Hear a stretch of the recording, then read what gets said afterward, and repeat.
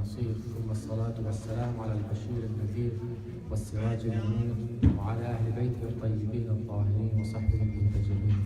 Assalamu alaikum, dear brothers and sisters, and His Eminence Sayyid. Last night we talked about some of the issues, the top 10 issues that can cause family problems and can lead to divorce. And then we talk about the 5 types of abuse or violence that can happen within a family structure. Tonight we're going to talk about some of the solutions from an Islamic perspective or from a Quranic perspective in order to address the issues that we raised yesterday. Obviously some of the issues were directed at the men, but it wasn't supposed to. So family problems happen between wife and husband, and we cannot blame one over the other. Rather, we need to solve the problems. So tonight I'll be providing 5 answers from Quran, because the time is limited. Otherwise, I've written 10 answers, and inshallah we can gain some insight into Quranic style of family structure.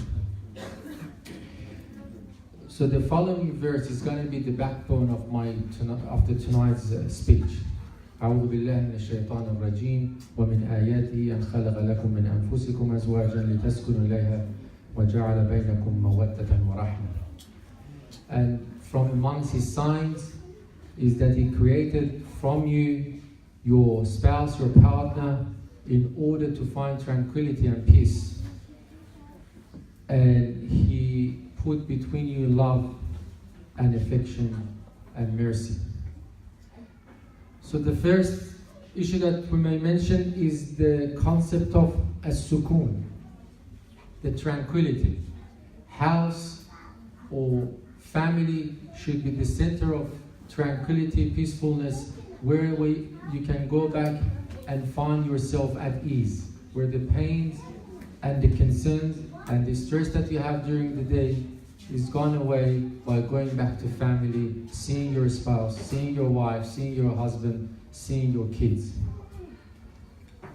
When house is not the center of tranquility, then you're not looking forward to go back. And that's where problems may arise. That's where one of the issues that we mentioned last night was the turn focus. One of the issues we mentioned was the idea of emotional infidelity. The reason that it can happen is because household is not anymore a center of tranquility. It's not a center of peacefulness. Rather, it's a center of emotional turbulence, emotional instability, where you cannot find yourself at peace. Some practical advice when you look at what psychologists have recommended. So I included seven strategies in order to make a household where you find your stress and pain are at ease. So step number 1, to make that sukun, to make that peacefulness at our houses. They're very simple steps. They don't need to be very luxurious. Add some green stuff to your house. So bring the greens, the pots, the flowers from outside to inside, because that affects your psychology, that affects your emotional well-being, and it can affect the way you see things. So one way to bring that tranquility inside house is by having some green stuff in your house inside, either flowers, pots, things like that. Step number 2, try to have areas where it's technology free. So dedicate some areas where technology is used, and other areas where it's technology free, where no one accesses their phone. For example, dinner table should be where there is no phone usage, where everyone can sit around the table and they talk to each other, they feel each other, rather than being on the phone and taking pictures and sharing that on social media and forgetting the taste of the food, forgetting the taste of being together. The other one is what they call aromatherapy, meaning have some candles, some scents that match your mood, that match your psychology. Because having a good smell inside the house, it can affect, again, your mood, your psychology, your emotions. Step number 4, have some background relaxing music. So I'm not sure what type of music may relax you. I'm sure it's not going to be rap music. But have some background music. You can ask Sayyid about halal music, whatever type of music you may find halal. But some background music has been proven affects the neurochemicals inside your brain and can affect your mood stability. Number 5, the effect of color inside the house. Because it can affect, studies have shown the color inside the house can affect your body temperature, can affect your mood, can affect your appetite, and that's why, for example, pediatrician, the kids doctor, advise if you want to give food to kids, make it colorful, because that can affect the appetite.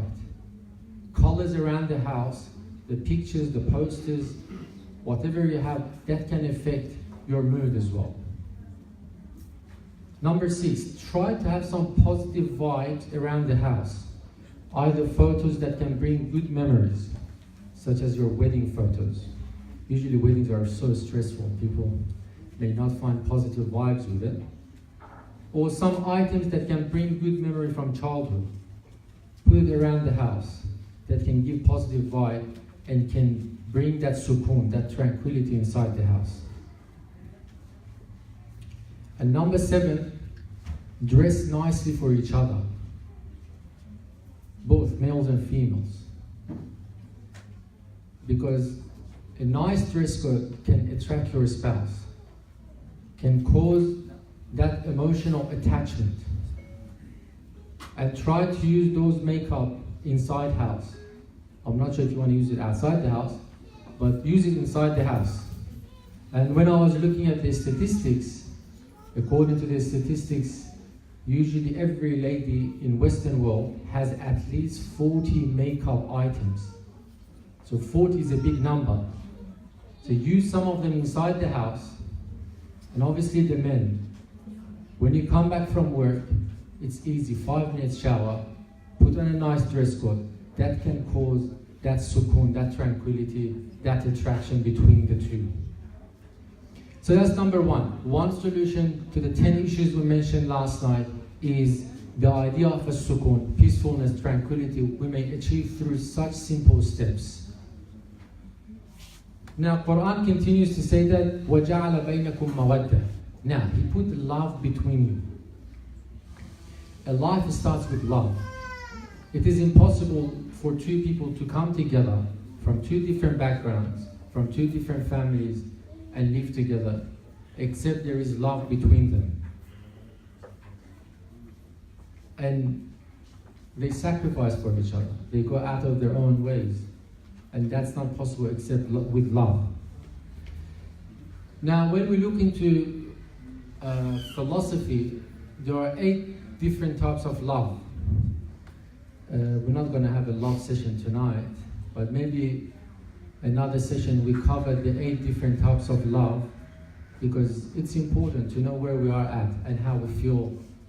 The feeling that we have between the wife and the husband, which type of love is it? But what I want to cover is the way you express your love. There is a very famous book by an American psychologist. It's called The 5 Languages of Love. I would recommend to buy that and read it together on Valentine's Day. So you may know what type of love language you have. Because if you can recognize that, then you can have a good relationship. The author of the 5 languages of love suggests there are 5 types of love language. All of us have the five types, but one of them is dominant. And what matters is the spouse finds what's your dominant love language and takes care of that aspect. So number one, the first language of love is gift giving. So your spouse finds being loved when they are given a gift. So that's one way of getting love, and that's one way of getting acknowledged. So you need to see if your spouse is of that type. And if he or she is of that type, then it's a very expensive way of showing love. Second is quality time. All your spouse asks for is for a proper quality time. Spending a proper time with her or with him. And that's called quality time. Where you're not on your phone, where you're not looking at TV, where you're not reading book. Number three, which we covered last night as well, one of the ways that you can express love is through physical touch. Number four is acts of service, where you do something for your spouse. Like the dishes are in the sink, you go and wash them. And that's one way you can show love. And the number five, the fifth language of love, is words of affirmation, where you appreciate the other, where you acknowledge the other. You give nice words to her or him. So these are the five languages of love: gift giving, quality time, physical touch, acts of service, and words of affirmation. Try to find which language is the dominant language of your spouse. In that way, you can acknowledge and you can provide her or him with that language of love. Then Quran continues, as we said, وَجَعَلَ بَيْنَكُمْ مَوَدَّةً وَرَحْمَةً. So we covered the لِتَسْكُنُوا, we covered the mawaddah, and now the concept of rahmah, which is the kindness. Sometimes love wears off. That's part of life. You start your life with the devotion and love, but as the years go by, love can wear off. And that's why Quran brings the second component. Because when love is gone, you need some strategy to cover it. And that's through the concept of kindness, through the concept of compassion.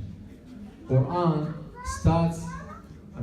starts his book, Quran, with two names, Ar-Rahman and Rahim. The concept of kindness, the compassion, to stress that in order for us to have a good life, a compatible life, we require that kindness, that compassion, that mercy to exist between us. There is a famous sentence by one of the Chinese philosophers.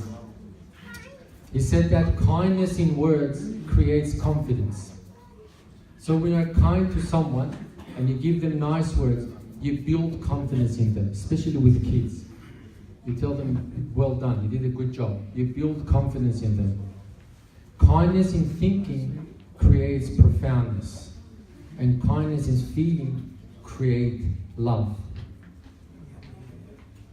That was Ar-Rahmah, kindness in order to solve some of the issues. Sallu ala Muhammad wa ala Muhammad. Sallu ala Muhammad wa ali Muhammad. Now the next solution to a family problem within a household is the concept of remembrance of Allah subhanahu wa ta'ala. Quran says, في بيوت أذن الله أن ترفع ويذكر فيها اسمه. In houses where the name of God is present and the name of God is recited. And the question is, how much time do we dedicate to be together, let's say to recite one page of Quran as a family? How much time do we dedicate to sit down and talk about our daily life? Because that's an act of worship as well. That's an act of devotion as well.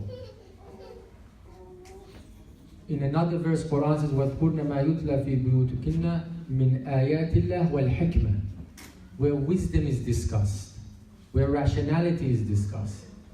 How much do we discuss concepts where thinking is involved? Because that's again remembrance of Allah. Or we don't have time for such things.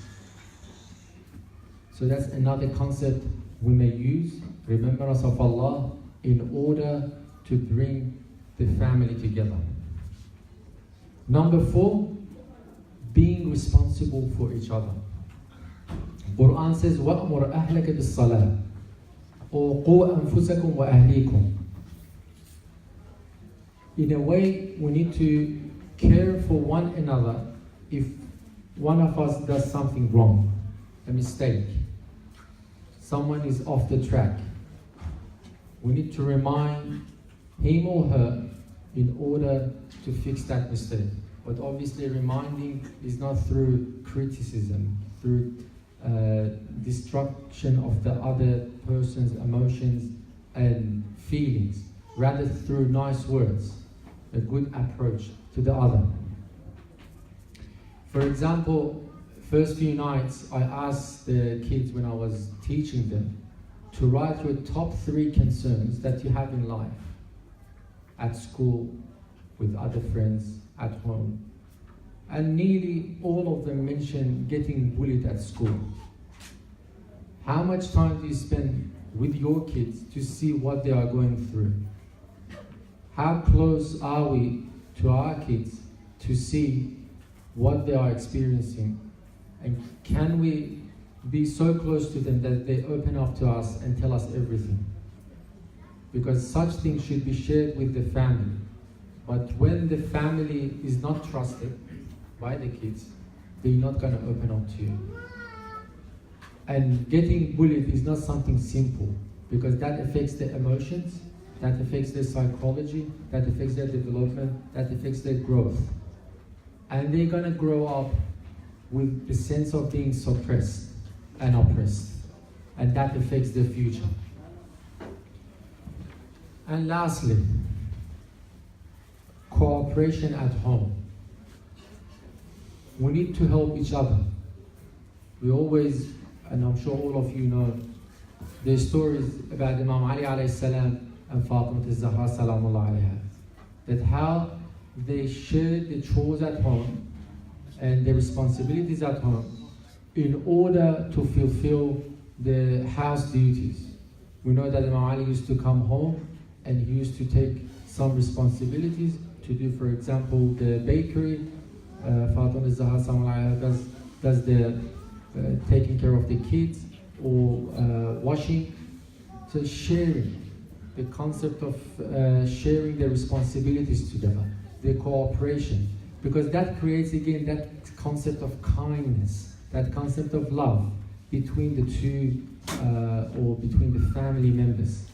And through that we may form an ideal Islamic family where our role models are such characters.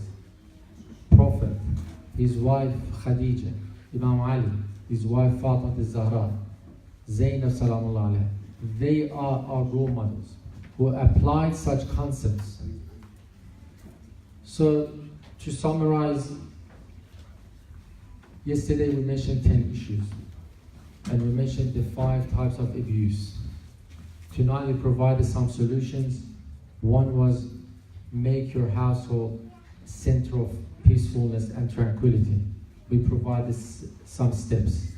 Then infuse your relationship with love and try to find the dominant language in which your partner, your spouse, experiences love. And then we talk about the concept of being responsible for each other. And then we talk about the concept of kindness and mercy, remembrance of Allah subhanahu wa ta'ala. وآخر دعوانا أن الحمد لله رب العالمين. اللهم صل على محمد وآل محمد.